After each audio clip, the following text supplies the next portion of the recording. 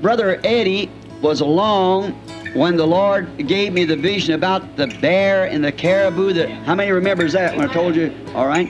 He was there. He was a young fellow, had on the checkered shirt. Brother Eddie Biscoe. And he stood there where, and I asked him if they had a checkered shirt. Any of them? Nope, no one had it. I said, well, it's got to be a checkered shirt. It's going to be a big silver-tipped grizzly and some kind of an animal. It's got 42 inches over its horns, like this. Looked like a deer. And that was about 6 months, I said, before it happened. Long about this, earlier in the year. Then I was invited up there to this man to go hunting. I'd never been back in that country, back there where we went. And I said it at the little trail, that's way up on the Alaskan Highway where there's nothing but woods and mountains and animals. And that night at the trailer, when I was telling Brother Biscoe back there and Brother Southwick, he said, well, we're going up in sheep country. He said, it won't be up there. And I said, yes. And I said, it was one of the little fellows who was with me had a checkered shirt on. Nobody had a checkered shirt. Brother Biscoe didn't have one. None of the rest of us had one. Second night up, we'd seen spotted ram way up above timberline. Now that's way up where timber don't even grow, where there's nothing but caribou and sheep. And we'd spotted some way away, and on the road down that afternoon, Brother Biscoe had stumbled into some water, gotten wet. The next morning we got up early and started after the rams that we thought we were going to get. And we got up there and we had eaten our dinner and we couldn't find the rams, and Brother Biscoe had just shot a caribou. So then I was looking around and we went up. Brother Southwick said to me, he said, I believe if you want to walk right good, Brother Branham, we'll go over this mountain down that draw them rams right over there, which is a long walk. But it don't get dark, maybe real late. 10 or 11 o'clock sometimes. It's a good long walk on them Rocky Mountains, so I like to walk. And so we stand there with our arms around one another, both of our beards turning gray, with our arms around each other, crying and knowing. I said, Brother Bud, I hope someday in the millennium I can walk all them mountains there. He said, I hope I'm with you, Brother Branham. And we stand there just rejoicing in the Lord. And I love the mountains so well. And then we went down. That's when Brother Biscoe there shot the caribou. That he's a missionary to the Indians, and he wanted to feed this to his Indians. So we went down, ate our dinner, dressed the caribou out, come back. Brother and I were going up across the mountain, and when we happened to look over, and in a distance with my glasses, I spotted this animal that I'd saw just in the panoramic, like I told you here. Brother Biscoe there standing right by our side. And so I said, there is that animal. And he put the glass on and said, it's a great big old mammoth bull caribou. I said, I never seen it. I thought they had panel horns, but this one had spikes. He was an odd looking fella, just like I saw in the vision. I never shot caribou before. So, well, he said, if the Lord's give him to you, said that would just, I said, yes, that's bound to be it. The only thing I'm wondering about is that checkered shirt. And I looked around, and Brother Eddie, his wife must have put it, she's there with him, must have put it in his duffel bag. When he got wet the day before, he changed shirts, and there was his checkered shirt.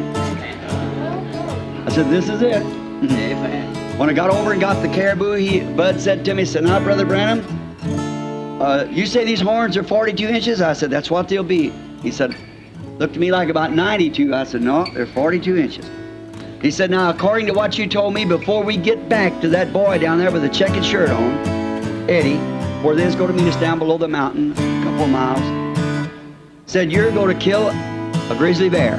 I said, that's thus saith the Lord.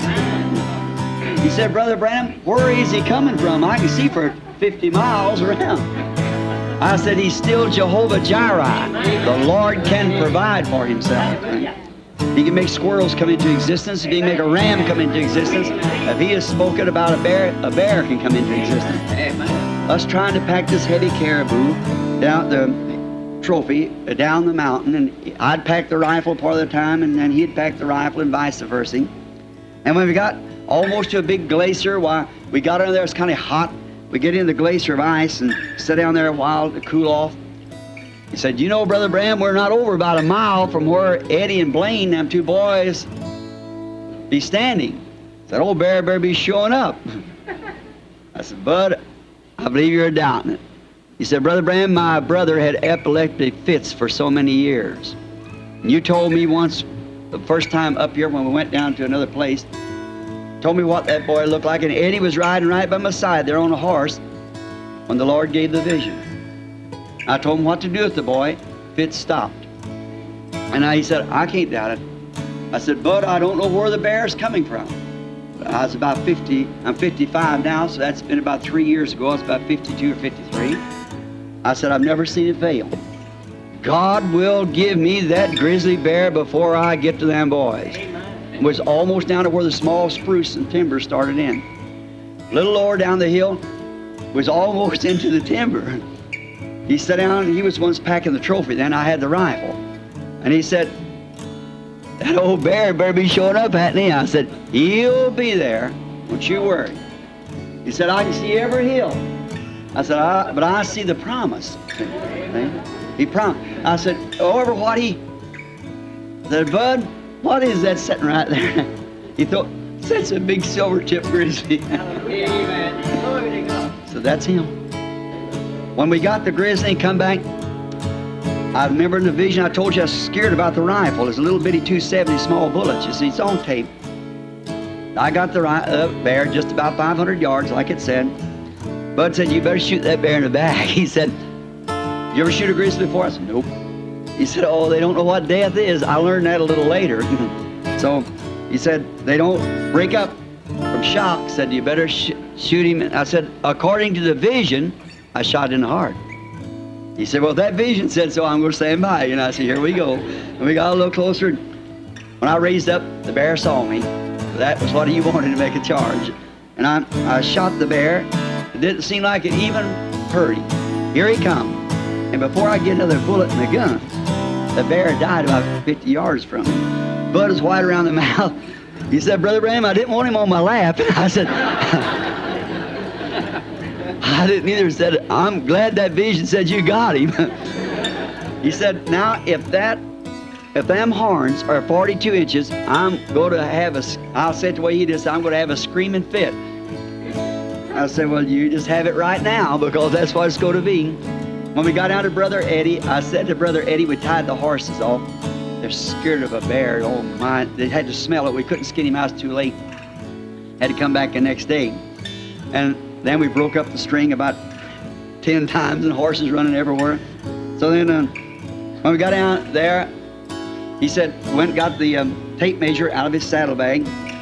Said, Blaine, I said to Brother Eddie, I said, watch that little hand now. I thought it might have been Billy Paul, little bitty hand, hold the tape measure around the horn. I said, watch that little hand. Punched Brother Eddie.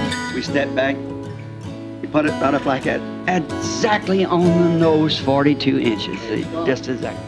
Jesus never fails. Amen. That word will never fail as long as it comes from God. The main thing is this caribou. Excuse me, let me get over here close to it, I'll show you. A lot of people think that the 42 inches are measured across the top. That's not the way they measure animals. The measurement is taken from the base of the horn up around to this front point here. And that's where it measures 42 inches. And it still measures it today. I just had it on the tape